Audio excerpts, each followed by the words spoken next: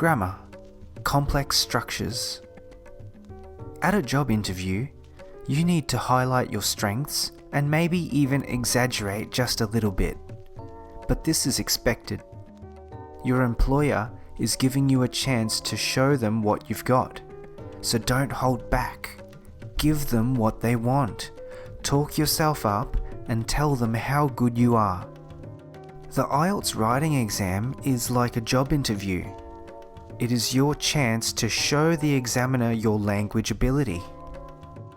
The examiner is expecting you to be grammatically accurate and to show them a variety of complex structures.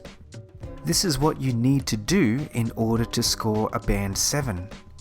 But remember, it is easy to know when someone is lying during a job interview.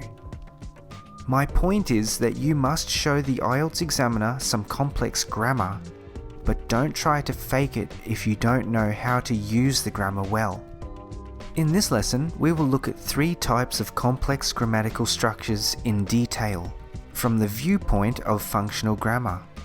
If you have not already seen my English functional grammar course on Udemy and YouTube, I strongly recommend you check it out, because from now on, I'm going to assume that you are familiar with the basic ideas and terms.